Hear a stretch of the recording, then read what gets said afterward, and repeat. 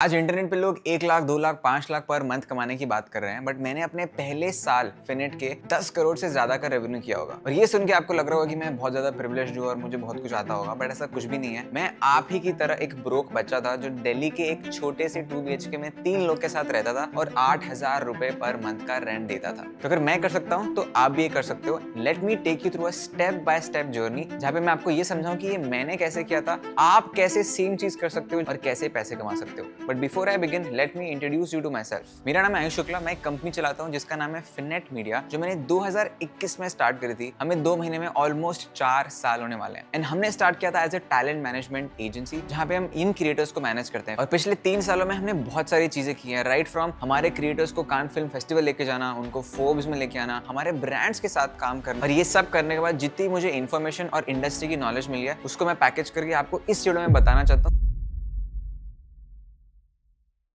Before I tell you step by step कि आप कैसे स्टार्ट कर सकते हो, मुझे क्विकली इन्फ्लुएंस मार्केटिंग क्या होती है ये समझा देता हूं मैं आपको। इन्फ्लुएंस मार्केटिंग बहुत ही सिंपल है। It's a form of marketing जहां पे क्रिएटर को यूज किया जा रहा है आपके प्रोडक्ट को मार्केट करने के लिए, और हमारा रोल वहां पे ये रहता है कि हम सही ब्रांड को सही क्रिएटर से कनेक्ट कर रहे हैं ताकि उनको सही काइंड ऑफ रिजल्ट्स भी आए। इसमें ब्रांड का ये फायदा होता है कि वो क्रिएटर की ऑडियंस के पास जा पाते हैं और क्रिएटर्स पैसे कमाते हैं। फॉर एग्जाम्पल, हमने बहुत सारे ब्रांड कोलैबोरेशन किए लास्ट 3.5 साल में। अब वो एज सिंपल एज हो सकता है कि अनुष्का को एक ICICI बैंक से कनेक्ट करना, या शरण को डिटो से करना, या रेवंत को ऑरेंज हेल्थ से कनेक्ट करना। यहाँ पे एक क्रिएटर और एक ब्रांड के बीच में मैरिज हो रही है, which makes sense for both the parties and creates a win-win situation। हम लोग एक मिडिल मैन का काम करते हैं, बट मिडिल मैन होना लगता है लोगों की बहुत गलत बात है, but the truth is a lot of businesses are middleman businesses। The only thing is that आपको as a middleman value add करना आना चाहिए। अगर आप सोचो बम्बल और टिंडर, ये लोग भी मैच मेकिंग बिजनेसेस ही है, हम भी मैच मेकिंग बिजनेस में ही है। हम क्रिएटर और ब्रांड को कनेक्ट कर रहे हैं, वहाँ पे एक मेल और एक फीमेल को कनेक्ट कर रहे हैं। बट अगर आप उबर या जोमेटो जैसे ब्रांड्स भी देखो, वहाँ पे डिमांड को और सप्लाई को मैच किया जा रहा है। तो मिडिलमैन हर जगह होते हैं। आपको ऐसा मिडिलमैन बनना है जो वैल्यू ऐड करे, जो अनेबल करे। तभी हमारे फिनेट में मोटो कहते हैं enable creators empower brands, because हमारी वजह से क्रिएटर्स पैसे कमा पाते हैं और हमारी वजह से ब्रांड्स और बड़े होते हैं। बहुत लोग का ये भी सवाल होता है कि यार अगर क्रिएटर के पास ऑडियंस है, ब्रांड के पास पैसा है, तो वो खुद क्यों नहीं कर सकते? Well, exactly my point. आपको एक ऐसा मिडिलमैन बनना पड़ेगा जो दोनों तरफ वैल्यू ऐड कर पाए, नहीं तो वो लोग हमेशा खुद ही एक साथ काम करेंगे। एक क्रिएटर को जरूरत पड़ती है एक मैनेजमेंट एजेंसी की, क्योंकि वो अपने कंटेंट में काम कर रहा होता है। उनको नेगोशिएशन, सेल्स, ब्रांड को रीच आउट करना, ब्रांड से बात करना, लीगल एग्रीमेंट्स करना, क्या वो कंटेंट, वो ब्रांड उनके लिए सूटेबल है, उनकी पोजीशनिंग देखना, उनका PR देखना, ये सारा काम वो अकेले नहीं कर सकते। And at the same time brand को इन्फ्लुएंस मार्केटिंग अभी उतनी समझ में नहीं आती है। When we come in, we help them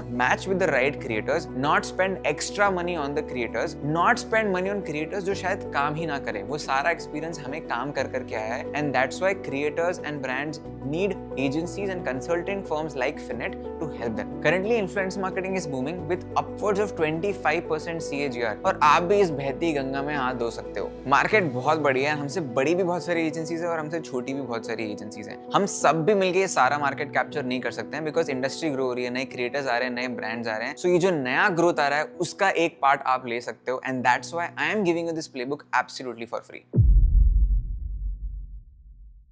तो पहले मैं आपको बता दूं कि मैंने कैसे किया था, before I tell you the steps that you can follow as well. So back in 2019 and 2020 मैं यश शर्मा के साथ जब परफॉर्मेंस मार्केटिंग इंटर्नशिप करता था, तब यश ये वाले काम करता था जहाँ पे he was helping a few creators of his get brand deals. वो साकेत गोखले के लिए ब्रांड डील्स लेके आते थे, वो खुद के ब्रांड डील्स करते थे, और एक वाओ स्किन साइंस करके एक ब्रांड था। एंड मैं जब पॉडकास्ट चलाता था, मेरे 2-3 क्रिएटर इकोनॉमी में दोस्त बन गए थे, वेदांत रस्टी जैसे, जय कपूर जैसे, जो एक क्रिएटर एक छोटे लेवल पे थे। तो मेरे दिमाग में यह आया कि मैं ये यश से वाओ स्किन साइंस वाली डील लाके जय और वेदांत को भी दे सकता हूँ। वाओ स्किन साइंस ने हाँ बोल दिया था, और जय और वेदांत को मैंने वो 30-40 हजार रुपए की ब्रांड डील दी थी, जिसमें मैंने टोटल 10,000 रुपए पर डील कमाया था। तब मुझे समझ में आया कि यार ये भी एक मार्केट है, ये इन्फ्लुएंसर मार्केटिंग होती है जहाँ पे एक ब्रांड और क्रिएटर को आप कनेक्ट कर रहे हो। एंड तब हमें समझ में आया कि यहाँ पे बहुत सारा पोटेंशियल है। But before we became big, I had to face a lot of setbacks which you should know about, because जब आप स्टार्ट करोगे आपको भी ऐसे सेटबैक्स आएंगे। तो 2020-2021 में मैं यही करता था, ब्रांड्स को रीच आउट करता था लिंक्डइन पे और बोलता था कि मैं आपके लिए इन्फ्लुएंस मार्केटिंग कर सकता हूँ, बट इतना सारा काम करने के बाद, इतना सारे रीच आउट्स करने के बाद,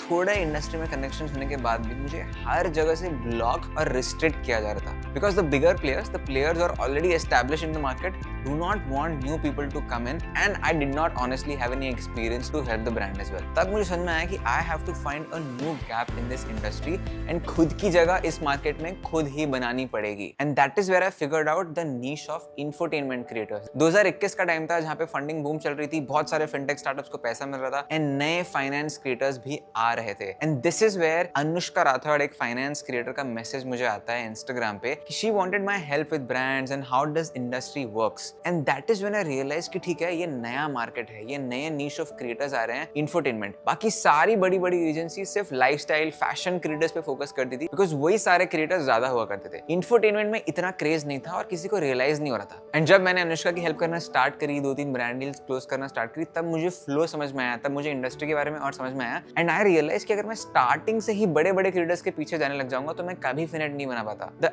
actual way to get into anything is start small and then make that big. अब इंडस्ट्री में गैप तो ढूंढ लिया है, बट ये भी समझना बहुत जरूरी है कि सिर्फ गैप ढूंढने से कुछ नहीं होता है, एग्जीक्यूशन और स्किल सेट होना बहुत जरूरी है. और इस इंडस्ट्री में अगर आपको सक्सेसफुल होना है तो आपके पास 2 स्किल बहुत अच्छे से होनी चाहिए. एक है सेल्स की स्किल और दूसरी है रिलेशनशिप मैनेजमेंट. सेल्स की स्किल तो सबसे ज्यादा इंपॉर्टेंट है. अगर आपको अपने आप को बेचना नहीं आता है तो आप अपने क्रिएटर्स को कैसे बेचोगे? सबसे पहले आपको अपने आप को बेचना है क्रिएटर को, even before you start selling your creators to the brand. Why should a creator invest their life with you? That is when you need to sell yourself to the creator दैट आप क्यों उनके लिए वो management agency हो जो उनको make या ब्रेक कर सकता है. सेकेंडली, आपको ब्रांड को जाके समझाना है कि क्यों उनको आपका क्रिएटर लेना चाहिए. Why is your creator the right fit for the brand? Every brand that you propose the creator to, सारे ब्रांड्स पूछने वाले हैं मैं ये क्रिएटर क्यों लूं, इसमें ऐसा क्या है जो मुझे लेके मेरी हेल्प करेगा. And that is a sales skill that you will have to develop over a period of time if you want to close deals and make money on those deals. जैसे जैसे आप ब्रांड डील्स क्लोज करने जाओगे, आपकी deal की value भी बढ़ेगी. वो स्टार्ट शायद हजारों से हो, फिर लाखों में जाए और वो करोड़ों में भी जा सकती है. And this is where the point 2 is very important, which is relationship and trust. Relationship जितनी ज्यादा अच्छी होगी, ट्रस्ट उतना ज्यादा होगा. ट्रस्ट जितना ज्यादा होगा, उतनी ज्यादा डील साइज और डील की वैल्यू क्लोज हो सकती है. अब आपको लग रहा हो ये बहुत बड़ी एजेंसीज कर सकती हैं, और सच बताऊं तो सारे बड़े ब्रांड सारी बड़ी एजेंसीज के साथ ही काम करते हैं. बट क्या इसका मतलब ये कि आप इन्फ्लुएंस मार्केटिंग में पैसे ही नहीं कमा सकते? बिल्कुल गलत. The market gap, regional influence marketing. Regional influencer marketing में अभी तक के कोई भी ऐसा मेजर बड़ा प्लेयर नहीं है. This is a gold mine which is waiting to be tapped. बड़ी ब्रांड्स के पास तो करोड़ों का बजट होता है, वो बड़े क्रिएटर्स को अफोर्ड कर सकते हैं. बट जो छोटे छोटे ब्रांड्स होते हैं, छोटे कैफेज होते हैं, उनके पास करोड़ों का बजट नहीं होता है. वो लाख 2 लाख रुपए खर्च कर रहे होते हैं, या न्यूज़पेपर पे ऐड लगाते हैं, या होर्डिंग लगा लेते हैं. आपको इन ब्रांड्स को पकड़ना है और इन ब्रांड को रीजनल इन्फ्लुएंसर मार्केटिंग की पावर बतानी है. इनको नहीं पता कि 10,000 रुपए एक रीजनल इन्फ्लुएंसर को देने से इनका बिजनेस एक्सप्लोड हो सकता है. ये मॉडल अभी गुजरात में बहुत अच्छा चल रहा है. यहाँ पे ऐसे क्रिएटर्स हैं जिनके लाख या 1.5 लाख फॉलोअर्स हैं, गुजराती स्पीकिंग और गुजराती लिविंग रीजनल ऑडियंस है. जब भी कोई नया ब्रांड या रेस्टोरेंट खुलता है, ये क्रिएटर्स वहां पे जाते हैं और उन पे कंटेंट बनाते हैं. एंड सडनली पूरी रीजनल ऑडियंस को जो वहां रहती है, उस ब्रांड के बारे में पता लग जाता है. अब यही सेम ब्रांड अगर एक मुंबई या दिल्ली के इन्फ्लुएंसर को हायर करने की कोशिश करी, एक तो पैसे बहुत ज्यादा लेने वाले हैं वो, और उनकी ऑडियंस भी पैन इंडिया होगी. So it's better for a regional brand to hire a regional creator, because उनकी कॉस्टिंग भी कम है, रेलेवेंस भी ज्यादा है, और उसी ऑडियंस के पास कंटेंट पहुंच रहा है जो आपके पास आके पैसे खर्च कर सकता है. ये आप किसी भी सिटी में रह के कर सकते हो. आपकी सिटी में पक्का ऐसे इन्फ्लुएंसर्स होंगे जो रीजनल कंटेंट बना रहे होंगे आपकी लैंग्वेज में and can help a lot of brands. आपको बस ये 3 स्टेप फॉलो करने हैं. नंबर 1, ऐसे लोकल ब्रांड्स ढूंढो